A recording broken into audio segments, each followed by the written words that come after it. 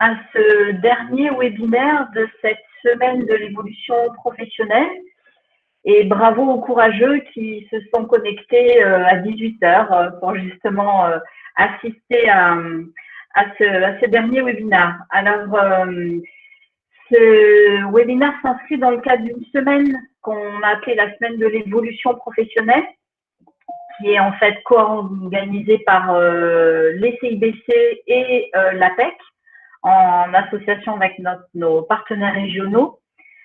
Donc, on va aborder ce qu'est aujourd'hui le conseil en évolution professionnelle. Donc, le webinaire s'appelle Allo, mon conseil en évolution professionnelle. Étant donné qu'on n'est pas très nombreux, ce que je vous propose, c'est de déroger un petit peu à la règle. Donc, on peut couper les micros et éventuellement les caméras si vous le souhaitez. On peut garder la possibilité de poser ces questions via le chat. Par contre, si vous avez envie de couper le micro à un moment donné et de prendre la parole, eh bien, n'hésitez pas. Si on reste en petit comité comme ça, n'hésitez pas à le faire.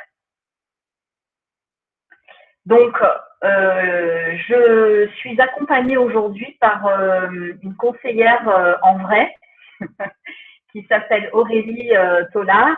Et Aurélie, tu veux te présenter ? Bonsoir à toutes et à tous. Donc, voilà, moi, je suis Aurélie. Je suis conseillère en évolution professionnelle sur la région PACA. Donc, j'ai l'opportunité d'être avec vous ce soir pour vous présenter un peu ce que c'est et de répondre à vos questions. Voilà. Merci Aurélie. Donc moi je suis Carole Delampugnani et je m'occupe de manager en fait le conseil en évolution professionnelle sur la région PACA aussi. Est-ce que vous m'entendez bien? Éventuellement si vous pouvez soit répondre par chat, soit juste ouvrir vos micros. C'est juste pour m'assurer que c'est OK pour vous. C'est OK. Parfait. Merci.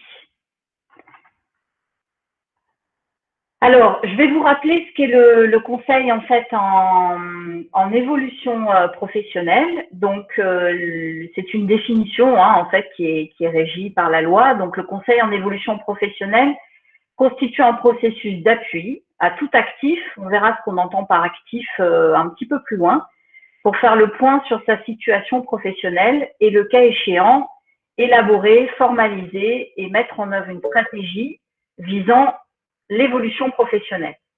Donc, ce conseil en évolution professionnelle, il s'appuie sur 5 grands principes. Le premier principe, c'est la gratuité. C'est-à-dire que si aujourd'hui, vous voulez rencontrer un conseiller, eh bien, ça ne vous coûte rien. Ça, c'est déjà une première chose importante. C'est aussi confidentiel, c'est-à-dire que toutes les informations qui sont échangées dans le cadre d'un entretien restent dans le cadre de cet entretien. Et si on est amené à l'issue des rencontres que vous pouvez avoir avec un conseiller à vous remettre une synthèse, c'est un document qui sera co-signé par vous et dont vous serez le propriétaire en fait. Donc vous pourrez faire ce que vous voudrez de ce document. Il y a un principe aussi de neutralité, c'est-à-dire que vous êtes nos principaux interlocuteurs. Donc, même si aujourd'hui vous êtes salarié dans une entreprise, c'est avec vous qu'on va discuter et ce n'est pas avec votre employeur. Ça, c'est aussi un point important. C'est un service qui est aussi accessible à tous et impartial. Alors, pourquoi aujourd'hui on pourrait en fait solliciter le conseil en évolution professionnelle? Ça peut être pour différents projets, donc projet de changement de métier, par exemple. Quand on parle de changement de métier, pour vous donner un exemple, ce serait par exemple un employé polyvalent qui voudrait devenir aide-soignant. Là, on est clairement dans le cadre d'un changement de métier, ou alors un ingénieur qui voudrait devenir menuisier. Et cette notion de changement de métier, elle est à différencier d'un infirmier ou d'une infirmière qui voudrait évoluer vers infirmier ou infirmière bloc opératoire, par exemple. Ce qui ne veut pas dire que si vous avez envie d'évoluer, vous ne pouvez pas nous solliciter, bien évidemment. Mais quand on parle de changement de métier, on est plutôt sur véritablement une reconversion à 360 degrés. Ça peut être aussi si vous avez un projet de recherche d'emploi, c'est-à-dire que vous envisagez de quitter en fait aujourd'hui votre entreprise, par exemple parce que vous travaillez dans une entreprise de taille importante et que vous aimeriez davantage travailler dans une petite et moyenne entreprise, donc une PME, ça peut être ça. Ça peut être aussi parce que vous avez un projet qui nécessite de passer par une formation et que du coup, vous avez besoin d'acquérir ou de développer des compétences, vous avez besoin d'être aidé par rapport à ça, et puis vous avez peut-être besoin aussi d'avoir un peu des connaissances en matière de financement, c'est-à-dire de savoir comment vous pourriez financer ce projet de formation. Ça peut être aussi dans le cadre d'un projet de validation des acquis d'expérience, c'est-à-dire qu'aujourd'hui, vous êtes professionnel dans votre domaine, mais vous n'avez peut-être pas forcément le diplôme qui correspond au domaine, ou alors vous possédez un diplôme mais qui n'a rien à voir avec le domaine dans lequel vous exercez, et vous voulez justement certifier vos compétences dans ce domaine et acquérir le diplôme qui est en rapport. Vous pouvez aussi nous solliciter parce que vous avez un projet de création d'entreprise.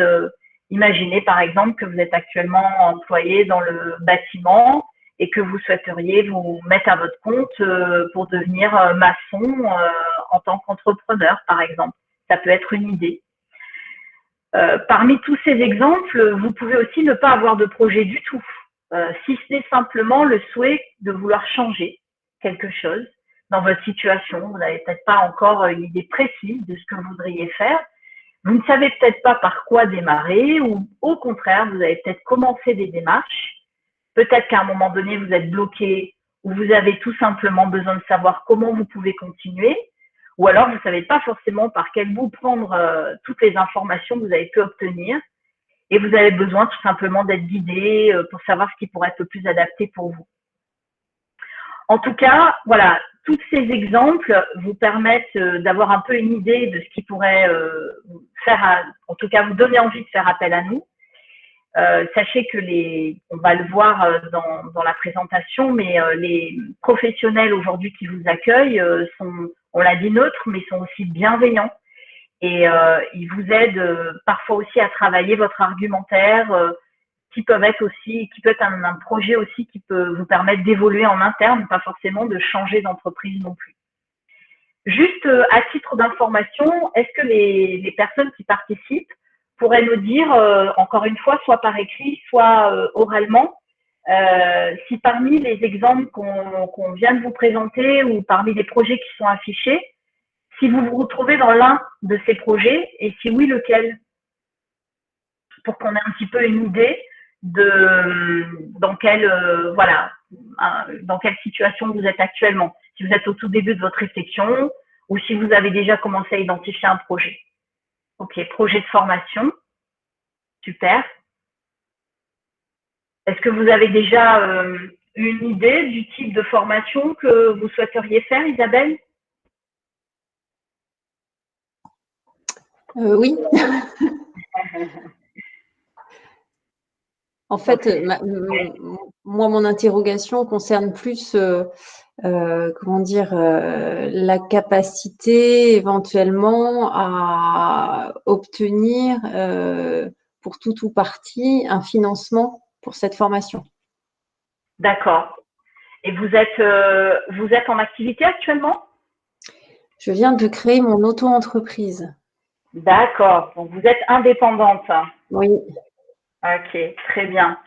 Et donc, l'idée, c'est de voir un peu qu'est-ce qui pourrait exister en termes de financement pour financer la formation qui vous intéresse. Voilà, tout à fait. Je ne sais pas vraiment si j'ai la possibilité, par exemple, de mobiliser mon CPF, puisque j'ai, en tant que sur mon activité précédente, j'avais acquis des droits au titre du CPF. Donc, voilà. Donc, j'ai quelques questions un peu précises par rapport à ma situation nouvelle. Très bien. Bah, écoutez, ça tombe bien parce que on a Aurélie qui est là et qui va certainement pouvoir vous donner quelques pistes déjà. Peut-être pas tout de suite parce que du coup on va garder ça pour la fin du webinaire, mais au moins ça permet d'avoir un peu une idée de votre attente. Hein. Donc voilà, on va y répondre en tous les cas. Merci de votre intervention, Isabelle. Merci beaucoup.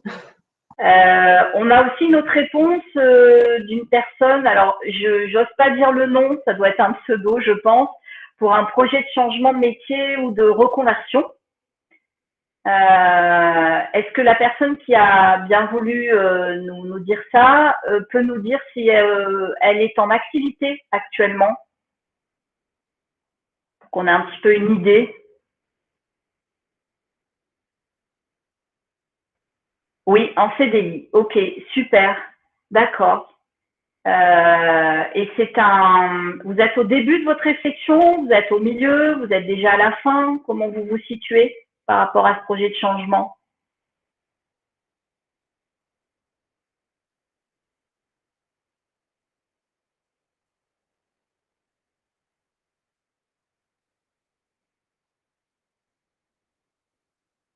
On va vous laisser le temps. Je regarde actuellement des formations pour web designer et développeur web. D'accord. Donc, ça veut dire que derrière ce projet de changement, il y a aussi, vous avez commencé à identifier éventuellement un besoin de formation dans ces domaines. OK. Merci à vous pour votre réponse. Donc, n'hésitez pas notamment à intervenir si dans la présentation qui vous est faite, vous avez besoin de précision aussi sur des formations ou des financements. Nathalie, vous dites qu'actuellement vous êtes donc demandeur d'emploi, vous êtes en CSP et vous avez un projet de changement de métier, de formation, vous avez trouvé la formation et vous hésitez encore sur celle que vous pourriez choisir. Très bien. Merci pour ces informations, c'est précieux pour nous. Alors, ça me permet un peu de faire la transition aussi sur en fait, quels sont les opérateurs aujourd'hui qui pratiquent le conseil en évolution professionnelle? Parce que cette semaine, elle est organisée par, vous l'avez compris, le CIBC et l'APEC. Et le CIBC est un opérateur, l'APEC en est un autre. Donc l'APEC, en fait, aujourd'hui, accompagne les cadres. Et comme vous le voyez à l'écran, ils ne sont pas seuls. Vous avez aussi Pôle emploi qui va accompagner les demandeurs d'emploi. Donc, je pense un peu peut-être à Nathalie qui est actuellement en CSP. À ce moment-là, c'est peut-être plus auprès de Pôle emploi qu'il faudra vous orienter. Ceci dit, on peut quand même voilà, essayer de vous aider aujourd'hui. Pour les moins de 26 ans, ça sera le réseau des missions locales. Et pour les personnes qui sont en situation de handicap, ce sera Cap emploi. Et pour tout le reste, c'est-à-dire donc les personnes qui sont en activité ou les personnes qui sont indépendantes, donc je pense notamment aussi à Isabelle ou à la personne qui nous a précisé qu'elle était en CDI, vous pouvez du coup être accompagné par un conseiller en évolution professionnelle par le CIBC, enfin les CIBC et leurs partenaires, on va voir ça, qui sont sur toute la France entière et qui délivrent en fait le service sur toute la France. Donc, quand on parle de salariés, on parle d'actifs qui sont en emploi dans le secteur privé, quel que soit votre statut ou votre temps de travail. On parle aussi d'actifs qui ne sont pas forcément accompagnés par un autre opérateur en conseil en évolution professionnelle. Et on parle aussi d'actifs qui souhaiteraient, qui auraient commencé par nous, c'est-à-dire qui ont commencé par être accompagnés par nous et qui souhaiteraient continuer à être accompagnés par nous, même s'ils changent de statut en cours d'accompagnement. Donc, ça peut être voilà, des personnes qui arrivent en fin de CDD ou en fin de mission d'intérimaire ou qui sont dans le cadre d'une démission mais qui n'auraient pas encore démissionné et qui seraient amenés du coup à démissionner par la suite. Alors, pour vous donner un peu une idée, le réseau aujourd'hui CIBC donc délivre le service sur 9 régions de France. Alors ça, c'est une question que je voulais aussi vous poser, j'en profite. Dans quelle région êtes-vous, messieurs, dames? Région PACA, 13, La Rochelle. D'accord, c'est très bien ça. Donc, vous allez voir que pour ce qui est de PACA, Vous avez 26 sites aujourd'hui qui représentent le conseil en évolution professionnelle sur 17 villes. Donc, il y a une vraie volonté de vous offrir une relation de proximité, en fait. Vous avez une quarantaine de conseillers, enfin maintenant ils sont même près de 50, hein, qui sont là pour justement vous accueillir et vous renseigner. Et en fait, il faut savoir que l'ensemble de ces conseillers sont tous diplômés du champ de l'accompagnement et du conseil. Donc, c'est vraiment des professionnels qui sont experts des champs du conseil et de l'accompagnement. Donc, ils ne sont pas experts de votre avenir, puisqu'il n'y a que vous aujourd'hui qui êtes experts de votre avenir. Mais en tout cas, ils sont là pour pouvoir être en soutien et aussi vous conseiller, vous renseigner et vous accompagner. On va le voir tout à l'heure. Je donnerai la parole à Aurélie pour qu'elle vous explique un petit peu les services qu'on peut vous proposer. Alors, le CIBC qui aujourd'hui délivre le service n'est pas seul à le délivrer. Il s'est associé avec ce qu'on appelle des co-traitants. Donc, en région PACA, vous avez une dizaine de co-traitants qui dispensent aussi le service dans l'ensemble du territoire. Et la composition du groupement, vous l'avez juste en dessous. Donc, vous avez le CIBC Alpes-Provence et le CIBC du Var, mais vous avez aussi les chambres de métiers, ce qu'on appelle les CMAR, en fait. Et vous avez les CCI, Chambres de commerce et d'industrie. Donc, vous avez la CCI d'Aix, de Nice, la CCI du Var, la CCI du Pays d'Arles. Et vous avez aussi une autre structure qu'on appelle Envergure et qui est en fait un cabinet de conseil. Donc, l'intérêt de tous ces co-traitants, c'est que évidemment, ils ont tous une expertise aussi, que ce soit dans le domaine du conseil, des RH, de l'orientation, de la validation des acquis de l'expérience, ce qu'on appelle aussi les centres d'aide à la décision, de la création et de la reprise d'entreprise. Donc, ils ont tous des spécificités qui justement peuvent vous être utiles, même s'ils ne sont pas spécialisés, je dirais, sur un métier plus qu'un autre. C'est-à-dire qu'aujourd'hui, même si vous voulez vous orienter plutôt dans le domaine du développement web ou plutôt dans autre chose, tout le monde est capable de vous accompagner, hein, mais par contre, ils ont leur propre spécificité métier. Alors, on en arrive un peu au cœur je dirais, des services qui peuvent vous être proposés dans le cadre du conseil en évolution professionnelle. Aurélie, est-ce que tu veux prendre la main? Oui. Alors, du coup, je ne sais pas si vous m'entendez bien, si ça ne fait pas d'écho, s'il y a plusieurs micros, c'est bon? C'est parfait. Ok, super. Peut-être qu'avant de vous représenter le pourquoi faire, dans la façon dont j'aimerais peut-être refaire un petit focus sur quelques mots que Carole vous a expliqués, que je pense essentiels dans la démarche.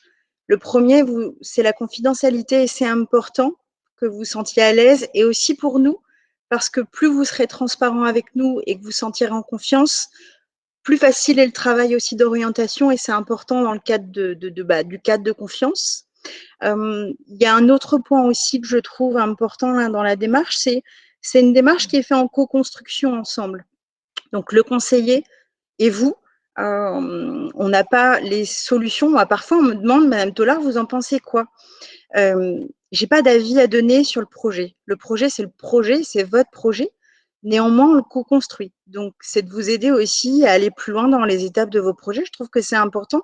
Et puis, on s'adapte à vous, dans le sens où, comme vous l'avez là, pour le petit tour de visio qu'on a donné, vous êtes tous à une étape un peu différente d'avancée de vos projets, parfois juste à l'état de l'idée ou de la réflexion, parfois un peu plus avancé. Nous, on est là aussi pour s'adapter en fonction de à quel moment vous en êtes. Donc, c'est aussi important là-dessus. Mais dans le schéma, en réalité, à partir du moment où vous prenez, là, on vous le redonnera, mais vous avez un petit numéro, donc vous prenez un rendez-vous avec la plateforme, avec un conseiller, en fonction de quel opérateur vous dépendez. Et puis, vous avez une première étape, c'est ce qu'on appelle le conseil personnalisé. C'est le premier échange avec un conseiller qui vous est proposé, soit en présentiel, soit par rendez-vous téléphonique aussi. Vous avez 2 types de créneaux qui sont ouverts aujourd'hui. qui vous sont proposés ou en visio pour s'adapter aussi à ce que vous préférez et ce qui est le plus facile à gérer aussi au niveau de votre activité du quotidien. Et puis l'objectif de ce rendez-vous tel que on le pratique et tel que j'aime le pratiquer, c'est prendre un temps pour que vous puissiez voilà, nous parler de votre parcours, de votre formation, mais exprimer aussi pourquoi vous êtes là. Quel est votre projet? À quelle étape justement vous en êtes pour que le conseiller puisse vous diriger, vous orienter sur un premier niveau d'information. Typiquement, je prends le cas de je suis auto-entrepreneur, c'est d'aller plus loin sur vous expliquer ce que c'est le CPF. Ça peut être ce type d'information que vous pouvez retrouver sur ce premier niveau de conseil personnalisé. Après, en fonction des projets, vous avez une deuxième étape, c'est ce qu'on va appeler l'accueil individualisé. Donc, en fonction de votre projet, du besoin, de votre volonté, vous avez la possibilité d'être accompagné sur une autre étape où là, vous allez plutôt être aidé sur aller un peu plus loin sur écrire et formaliser votre projet à vous. Donc, si on parle de, par exemple, on a entendu développement de compétences, on a entendu de comment je peux trouver, est-ce que je fais le bon choix, c'est de vous orienter sur quels outils vous pouvez utiliser pour aller faire des recherches sur ce qu'on appelle l'employabilité, à savoir est-ce qu'il y a de l'emploi dans le métier qu'éventuellement vous ciblez. Donc, dans cet accueil-là, on a une échelle de temps qui va jusqu'à 6 mois pour vous accompagner justement étape par étape. Il y a plein de types d'accompagnement différents en fonction de votre projet et de comment aussi vous avancez dans ce projet-là. Et le dernier type d'accompagnement, c'est un accompagnement qui va être personnalisé au même titre que les autres, mais là, on va plutôt être dans un appui du conseiller pour la mise en œuvre. Donc là, si vous voulez, c'est quelque chose où vous avez votre idée à l'état de projet, vous avez votre idée qui est confortée, votre projet qui est formalisé. Là, on est plutôt dans de la mise en œuvre où on vous aide sur du plan d'action. Après, peut-être que je vais vous donner des exemples peut-être plus parlants de ce que je peux, de type de situation que je peux rencontrer au quotidien d'accompagnement et peut-être aller plus loin sur répondre à quelques-unes de vos questions pour vous parler. Pour que je prenne peut-être un exemple pour que ça vous parle sur ce cycle, j'ai entendu effectivement, je suis auto-entrepreneur, j'ai des projets de reconversion. Typiquement, je vous partage un accompagnement d'une personne qui était en reconversion et que j'ai pu accompagner dans un premier conseil personnalisé en me disant « Madame Tollard, j'ai un projet de reconversion. En réalité, j'ai une petite idée sur, par exemple, de la paye, de la comptabilité. » La personne, la bénéficiaire était dans le milieu du secrétariat médical, donc on est plutôt dans une reconversion professionnelle, mais j'en sais pas plus. Donc, on a fait cette définition d'objectif-là.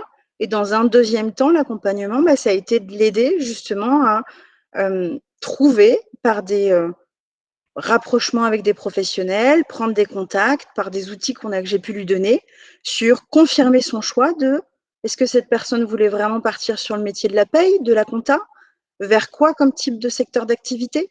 Donc, vous voyez, c'est toute une étape d'accompagnement où votre conseiller peut vous aider du coup vraiment à mettre en place et puis valider, vous, votre projet professionnel qui peut bouger. Et ça peut bouger. L'idée, c'est que du coup, vous puissiez avancer dans ce cadre-là. Donc, c'est un exemple type. Peut-être que ça peut vous aider si par la slide d'après, qui est le type de profil. Alors, c'est tout petit, mais ce qui est important que vous puissiez, et Carole l'a bien dit, vous pouvez avoir des projets. Là, vous avez des cas de profils. C'est des profils types. Et puis, du coup, comment le CEP peut vous accompagner. Vous avez effectivement des bénéficiaires, vous ou des bénéficiaires de façon globale qui sont en recherche d'évolution professionnelle. Donc, c'est du développement de compétences. Parmi vous, je crois que vous avez une personne qui effectivement est plutôt sur une partie développement web, qui chercherait peut-être à acquérir de nouvelles compétences pour du coup trouver peut-être un emploi en interne ou développer un peu son activité ou peut-être du coup pour changer de société, trouver un nouvel emploi. vous pouvez être dans ce cas de profil. Et le conseiller peut vous aider, du coup, à vous orienter. Donc, du coup, bien identifier de quelles compétences vous avez besoin d'acquérir, pour quel type de projet. Est-ce que vous avez besoin d'une formation pour ça ou pas? Est-ce que c'est remettre à jour peut-être un CV ou plutôt une façon de se présenter en entreprise? Vous voyez, vous avez tout autant de cas particuliers et c'est pour vous accompagner dans l'évolution de votre projet professionnel qui peut être au sein de votre entreprise ou ailleurs. Les deux sont possibles. Je ne vais pas nécessairement dans l'exemple, mais je l'utilise dans ce cadre-là. Pour vous donner un exemple d'accompagnement que j'ai pu faire dans ce cadre-là, c'est une personne effectivement qui voulait évoluer sur des compétences de développement web au sein de son entreprise. L'objectif a été de travailler avec elle, du coup, dans quelle mesure, qu'est-ce qu'elle devait du coup développer comme compétences, des compétences techniques. Et il s'est avéré que c'était plutôt des compétences de gestion de projet. Donc finalement, le besoin de formation était totalement différent. Donc vous voyez, typiquement sur ce type de demande, le CEP est plutôt intervenu pour l'aider à prendre un peu de recul sur son projet et puis aller sur ce dont vraiment elle avait besoin. Et en l'occurrence, cette personne-là, elle a effectivement demandé à son responsable de la mettre sur du projet pour lui faire développer de nouvelles compétences. Donc, il n'y avait pas eu nécessairement besoin de formation. Et à la finale, du coup, elle a quand même sollicité son compte personnel de formation pour lui donner un petit peu plus d'aide sur des outils. Donc, c'est un exemple de cas précis.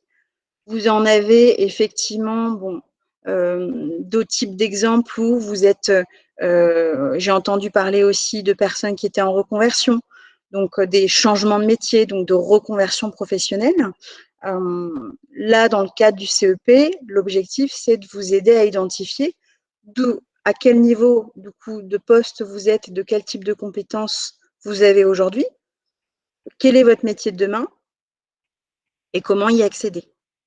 Pour vous donner un exemple qui est un peu frais parce que c'est un accompagnement récent que j'ai fait d'une personne qui était employée boulanger et qui voulait devenir soudeur. L'objectif, ça a été effectivement de l'accompagner sur pourquoi le métier de soudeur, en quoi c'est une reconversion, de l'accompagner à faire des mises en situation sur le terrain pour confirmer que c'est un projet professionnel qui lui convient et dans lequel il se sent prêt à s'engager sur du plus long terme. Est-ce que c'est une filière qui recrute? Parce que c'est important aussi de se dire, est-ce que le métier pour lequel je me dirige va m'apporter de l'emploi? Si tant est que le besoin ce soit financier quand même et que vous en avez besoin pour vivre, en général c'est le cas. Donc voilà, et donc dans cet accompagnement-là, je l'ai accompagné jusqu'à identifier son centre de formation, le dispositif de financement, et en l'occurrence, là dans l'accompagnement, il a obtenu son financement. Donc peut-être que je pourrais être amenée à l'accompagner dans un troisième temps sur une fois la formation terminée. Imaginons, il a besoin de remettre à jour son CV. On pourrait être amené à réouvrir du coup un rendez-vous ensemble pour l'aider à remettre à jour son CV avec ses nouvelles compétences de formation. Vous voyez, c'est un autre exemple type. Vous avez aussi des configurations de quand on est sur des difficultés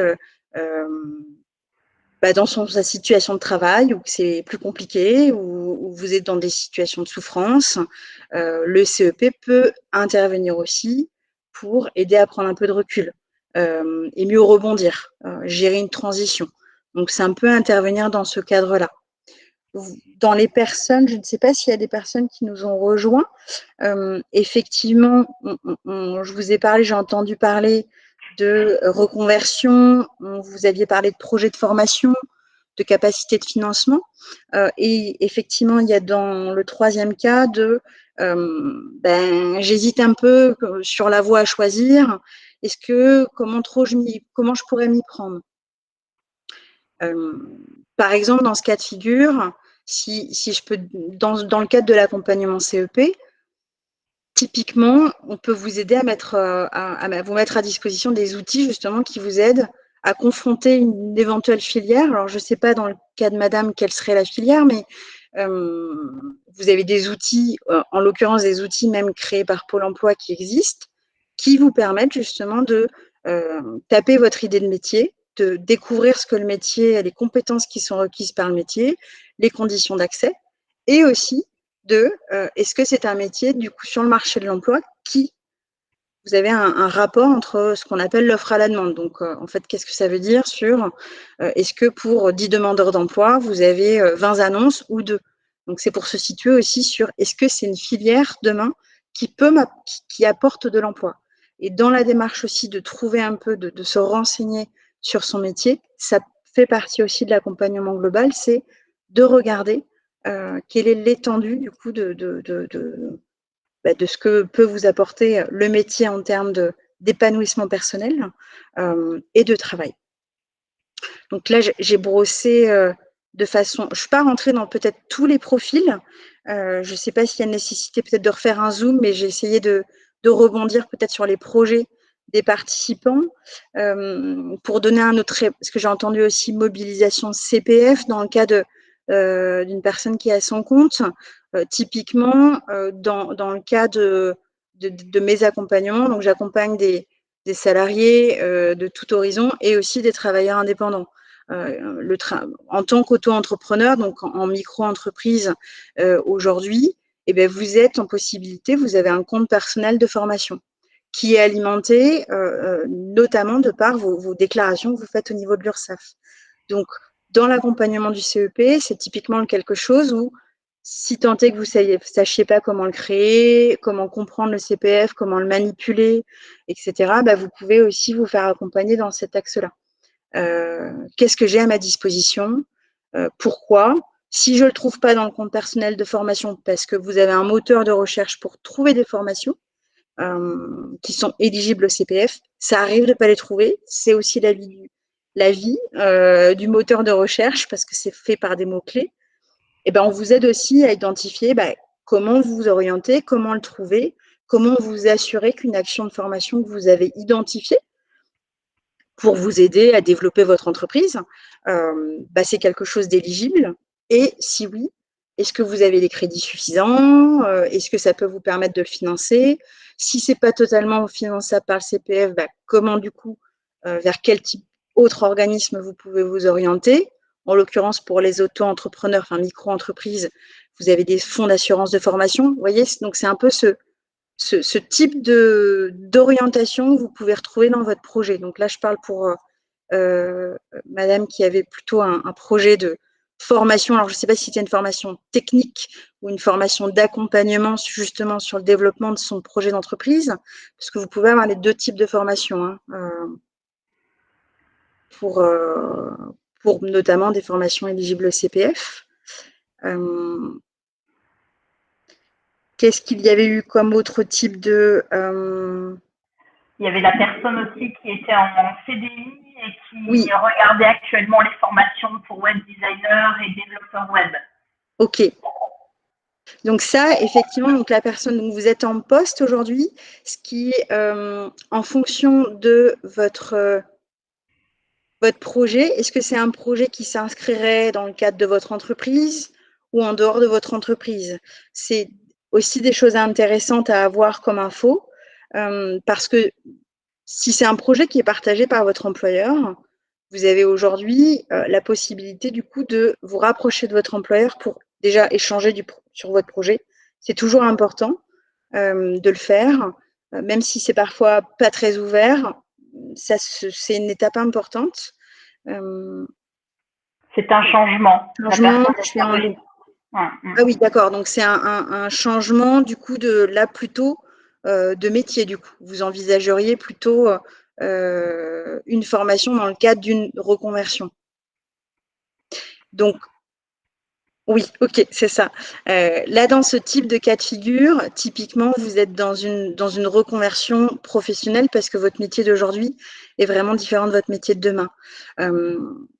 Vous avez des dispositifs aujourd'hui en fonction du nombre d'années depuis lesquels vous êtes salarié en CDI ou CDD, qui vous permettent, par exemple, de faire des demandes de financement pour vous faire financer une partie de la formation. Et ce n'est pas nécessairement que le CPF. Là, dans le conseil en évolution professionnelle, c'est peut-être compliqué pour moi de vous répondre exactement à cette question-là, parce que j'irai creuser avec vous pendant un rendez-vous sur quel est le projet, qu'est-ce que vous avez pu identifier comme formation, est-ce que c'est une formation qui est certifiante ou pas, parce que dans le monde de la formation aujourd'hui, vous avez des formations qui sont, pour certains dispositifs, qui doivent avoir des certifications. Une formation qui soit certifiante vous ouvre certains dispositifs, comme ce qu'on appelle le projet de transition professionnelle, qui est prévu dans le cas d'une reconversion professionnelle.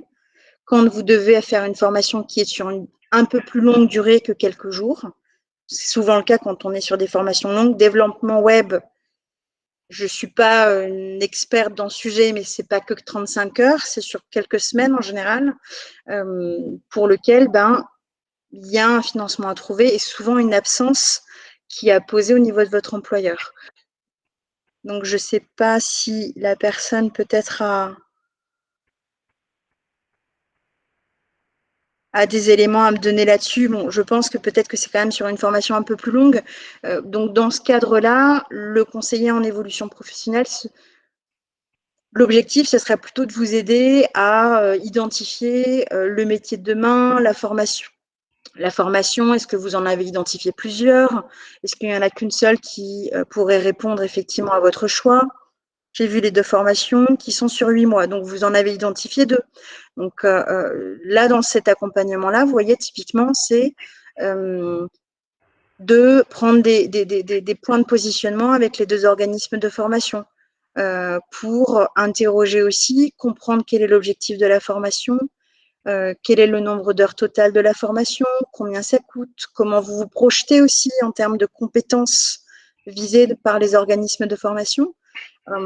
Est-ce que géographiquement, elles sont plus ou moins proches de votre lieu de domicile? C'est aussi important. Est-ce que ça nécessite des déplacements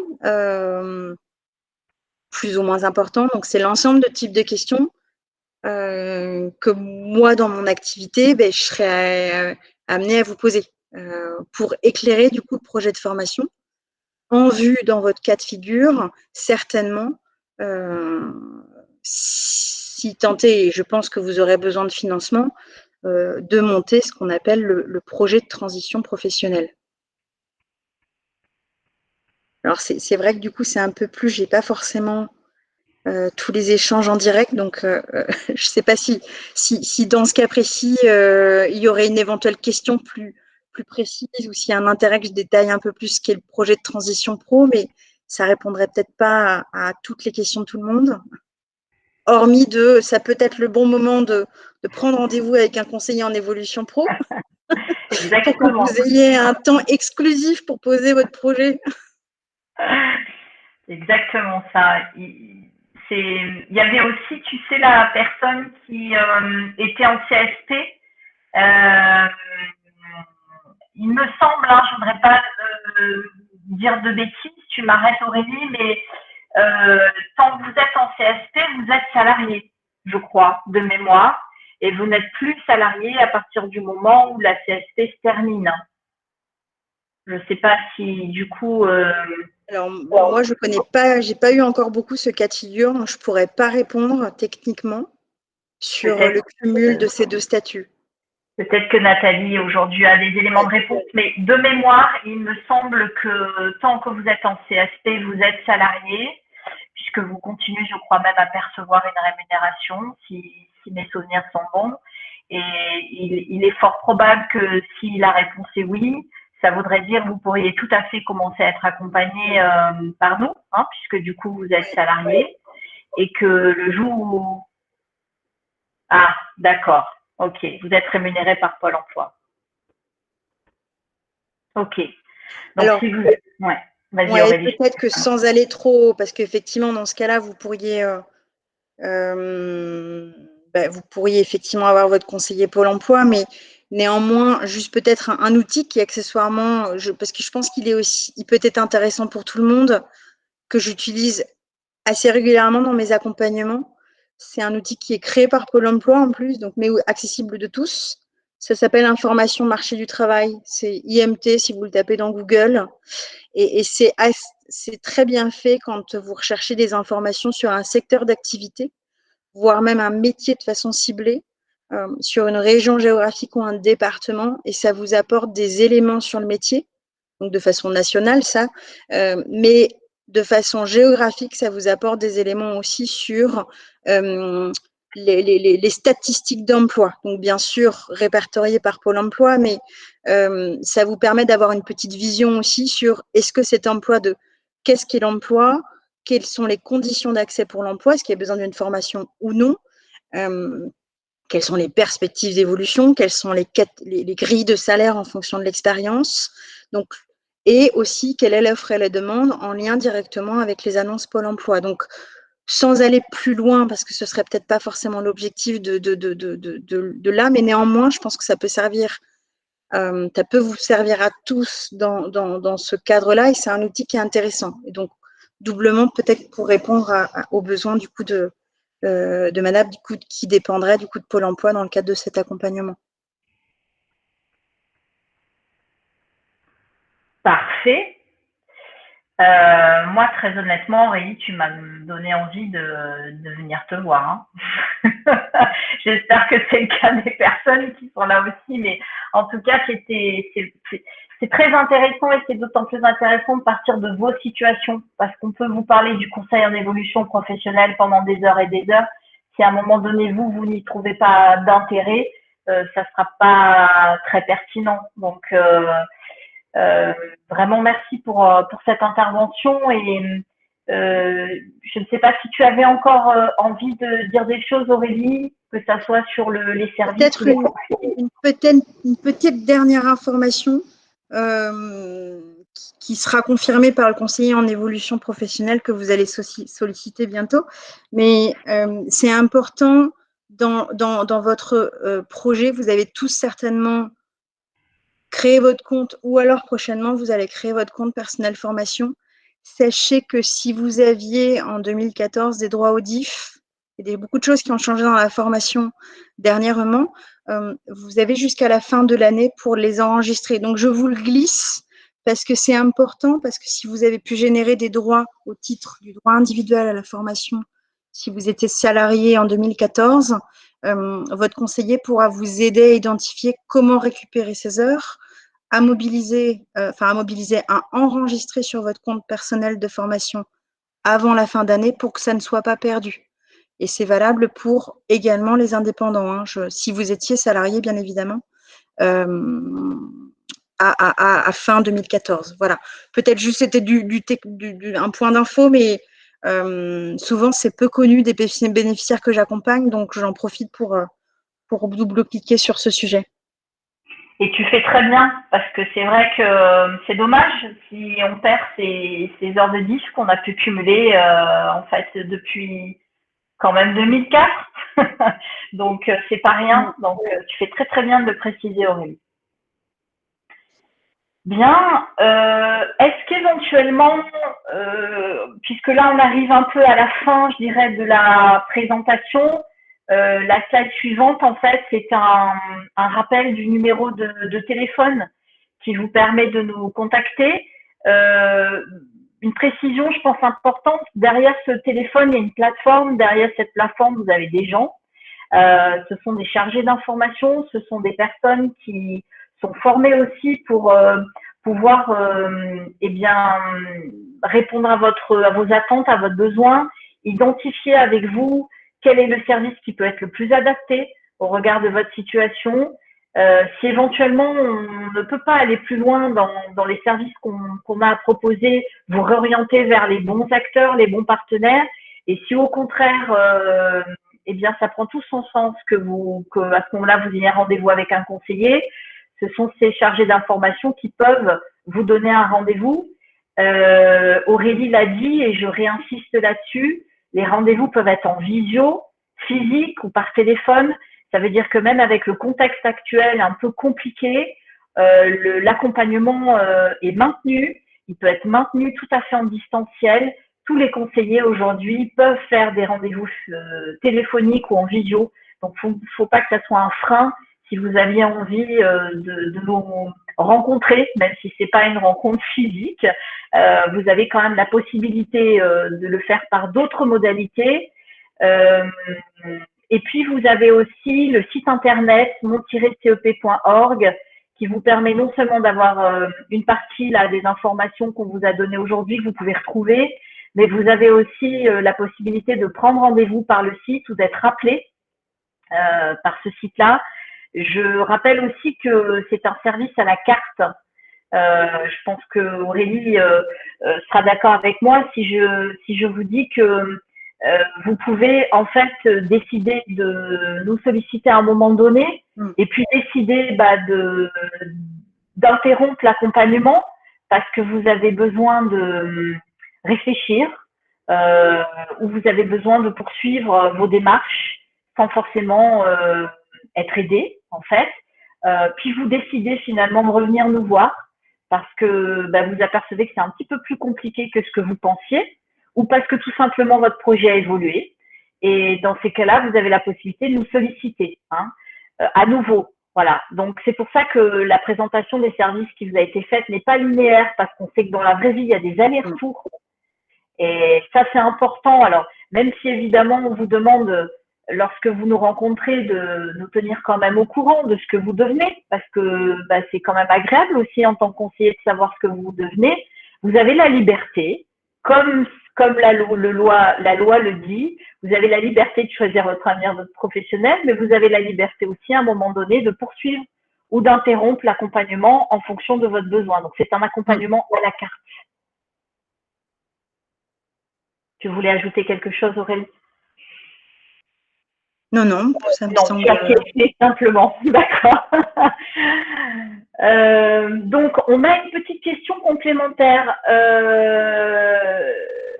Avez-vous donné des indications concernant le diaporama, l'enregistrement éventuel de votre présentation? Alors, on l'a pas encore fait. Je pense qu'Annabelle, je ne sais pas si tu veux prendre la parole ou si tu vas répondre dans le chat sur cette question. Voilà, elle a répondu, c'est extraordinaire. Donc voilà, pour visionner les replays des webinaires de cette semaine de l'évolution professionnelle, vous avez la chaîne YouTube qui vous permet en fait de revoir les webinaires. En ce qui concerne le diaporama, ce qui est un peu délicat en fait pour vous l'envoyer, c'est que c'est un service qui est en perpétuelle évolution. Aurélie l'a souligné aussi, on est dans un marché de la formation qui est en pleine réforme, avec des réglementations qui évoluent quand même si c'est pas tous les jours, les réglementations évoluent quand même souvent. Et du coup, on est amené, nous, à faire évoluer aussi nos diaporamas. C'est pour ça qu'on est un peu moins à l'aise avec le fait de vous les communiquer, de vous les transmettre. Par contre, il vous est tout à fait possible de voir ou de revoir d'ailleurs ce webinaire grâce à l'enregistrement sur la chaîne YouTube. Il nous reste une dizaine de minutes.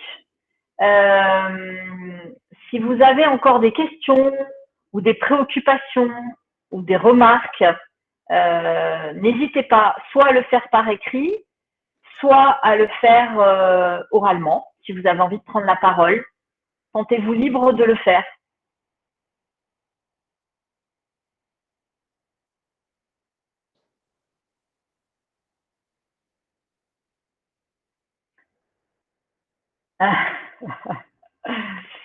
Est-ce que vous acceptez de communiquer vos adresses électroniques? Alors, c'est pas une question forcément d'acceptation. C'est en fait ce qu'on m'a expliqué, c'est qu'on est un groupement. Et en fait, nous sommes un groupement, donc ça veut dire qu'aujourd'hui, selon votre secteur géographique, vous allez être amené à être orienté vers tel ou tel type de structure, en fait. Et encore une fois, c'est pas parce qu'elles sont forcément spécialisées, mais c'est parce que du coup, si vous voulez un rendez-vous physique, par exemple, on va pas vous envoyer forcément à Avignon si vous habitez, on va dire, dans le Vaucluse. Vous voyez, ce sera un petit peu dommage.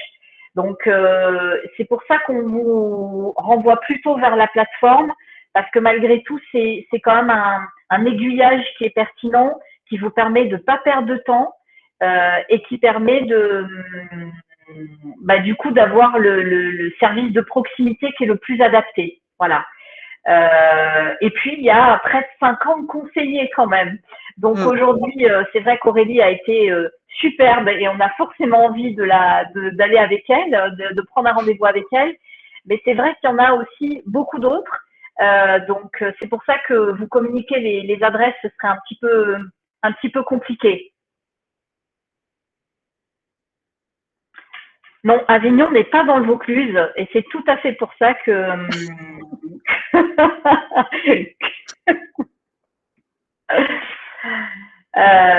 donc merci en tout cas vraiment à vous. Merci pour vos remerciements puisqu'il y a des messages là qui apparaissent aussi. On a encore le temps de répondre à quelques questions si jamais vous le souhaitez.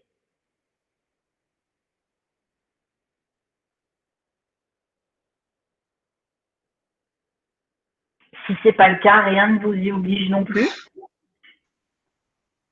Moi, pour ma part, j'ai une question, mais elle concerne mon cas particulier, donc je pense que je ne vais pas monopoliser la parole avec mon sujet propre. Osez, Isabelle, osez la monopolisation. Alors, j'ai une question par rapport au CPF. Je vois le nombre d'heures cumulées sur mon CPF et je ne sais pas comment on convertit ces heures en euros.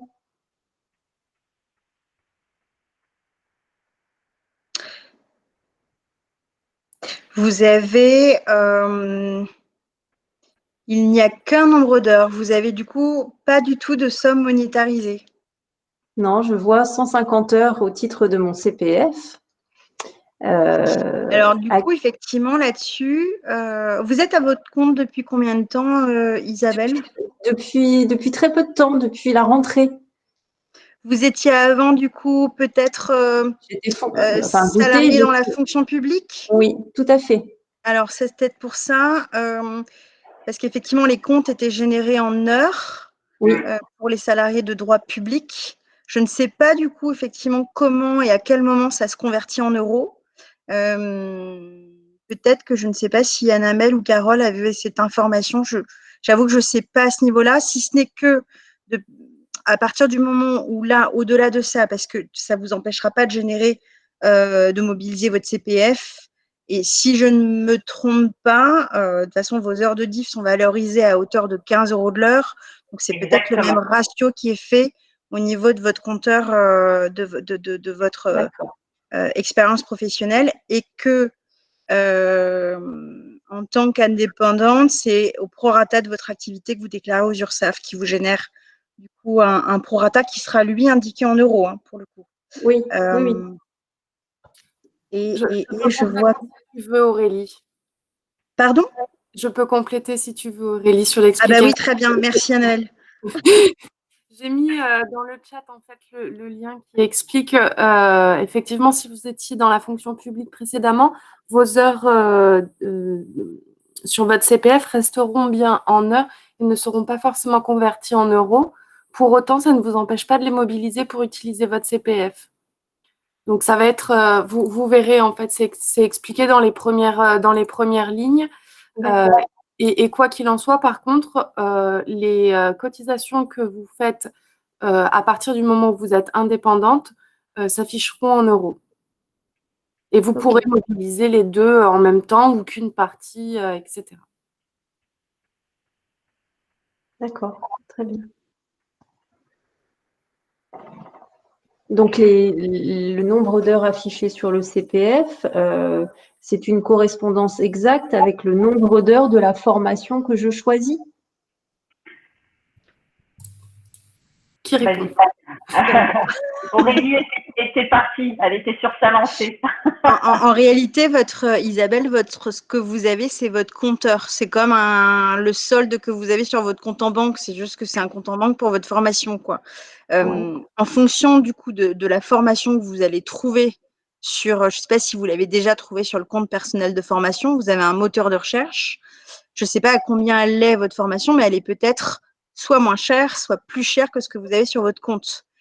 Si elle est plus chère, si elle est moins chère, en général, il y a très peu de sujets. Si elle est plus chère, la différence, le reste à charge, vous pouvez la financer, vous, à titre Oui. personnel. Et à ce moment-là, vous pouvez potentiellement négocier, voire même un échéancier ou quelque chose avec l'organisme de formation. D'accord. Quand vous générerez, quand vous identifierez, je ne sais pas si vous l'avez identifié, votre formation, mais si vous l'identifiez, vous la trouvez sur le compte personnel de formation, vous allez voir du coup tout en bas, vous verrez, est-ce que je souhaite mobiliser mon compte personnel de formation pour payer cette formation? Et ça vous indique potentiellement le reste à charge éventuel. D'accord. Et que vous pouvez du coup vous payer à titre personnel en fonction du montant. Et Je ne sais pas si je réponds à votre question, mais…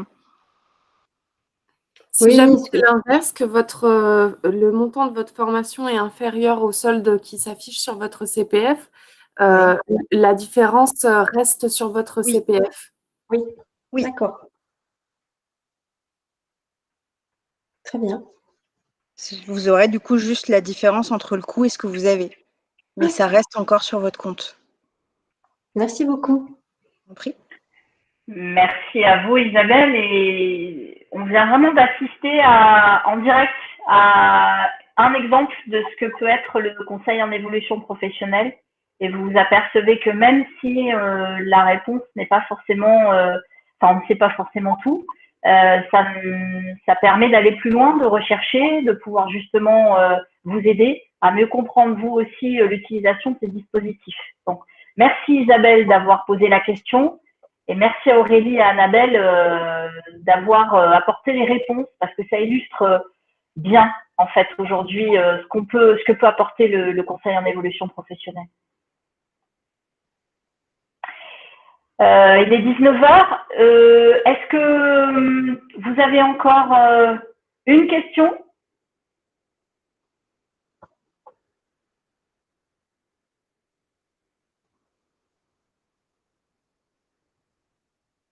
Bien. Alors écoutez, je pense que on peut à ce moment-là mettre fin à ce webinaire.